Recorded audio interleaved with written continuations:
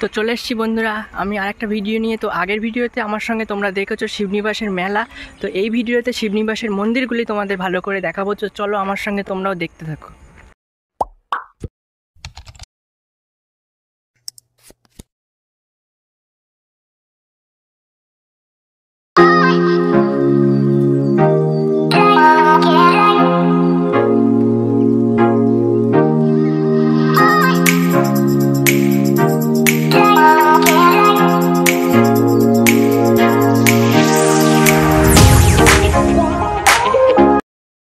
So আমরা finally পৌঁছে গেছি শিবনিবাস। তো এখানে তিনটি মন্দির আছে, একটা হচ্ছে রাজরাজেশ্বর শিব মন্দির, আর একটি হচ্ছে রাজ্ঞেশ্বর শিব মন্দির এবং অন্যটি রাম সীতা মন্দির। তো চলো ফুল ডিটেলসে তোমাদেরকে জানাচ্ছি। এটি হলো এশিয়ার দ্বিতীয় বৃহত্তম রাজরাজেশ্বর শিব মন্দির। কথিত আছে যে ওই সময়ে বর্গীদের আক্রমণ খুব বেড়ে গিয়েছিল। রাজা তাদের হাত থেকে রক্ষা পাওয়ার জন্য একটা নিরাপদ জায়গা খুঁজছিলেন। তারপর রাজা কৃষ্ণচন্দ্র তার রাজধানী কৃষ্ণনগরকে মারাঠাদের হাত থেকে রক্ষা পাওয়ার জন্য সাময়িকভাবে কৃষ্ণনগর থেকে শিবনিবাসে তার রাজধানী স্থানান্তরিত করেন। বর্গীদের হাত থেকে রক্ষা করতে ইছামতি আর চুন্নি নদীকে খাল কেটে জুড়ে দেন। মহাদেবকে সন্তুষ্ট করতে মহারাজা শিবনিবাসে মন্দির স্থাপন করেছিলেন।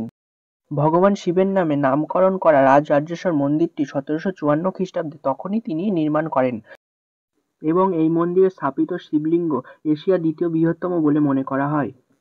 রাজধানী স্থানান্তরিত হওয়ার পরে মহারাজা এই জায়গাটির নাম শিবনিবাস নামকরণ করেন। আবার অনেকে বলেন এই নামটি তার পুত্র শিবচন্দ্রের নামে শিবনিবাস রাখা হয়েছিল। মন্দিরের চূড়া সমেত উচ্চতা 120 ফুট। মন্দিরের ভেতর শিবলিঙ্গটি কোষ্ঠী পাথরের এবং তার উচ্চতা প্রায় 12 ফুট এবং বের 36 ফুট। সিঁড়ি দিয়ে উঠে শিবের মাথায় জল ঢালতে হয়। এই শিবনিবাসে সারা বছরই লোকে পুজো দিতে আসে এবং ভক্তরা শ্রাবণ মাসের প্রতি সোমবারে নবদ্বীপের গঙ্গা থেকে জল নিয়ে পায়ে হেঁটে শিবনিবাস এসে শিবের মাথায় জল ঢালে এবং প্রতি বছর ভৈম একাদশী থেকে শিবরাত্রি পর্যন্ত এখানে মেলা বসে। আগের ভিডিওতে তোমাদের এই শিবনিবাসের মেলাটা পুরোটা ঘুরিয়ে দেখিয়েছি। তো যারা দেখোনি এখনো পর্যন্ত আমার চ্যানেলে গিয়ে একটু দেখে এসো। ডেসক্রিপশন বক্সে আমি আমার আগের ভিডিওর লিঙ্কটা তোমাদের দিয়ে রাখবো, তো তোমরা দেখে নিও। আর এখন যে মন্দিরটা দেখছো এটা হচ্ছে রাজ্ঞেশ্বর মন্দির। এটা রাজরাজেশ্বর মন্দিরের একদম পাশেই অবস্থিত।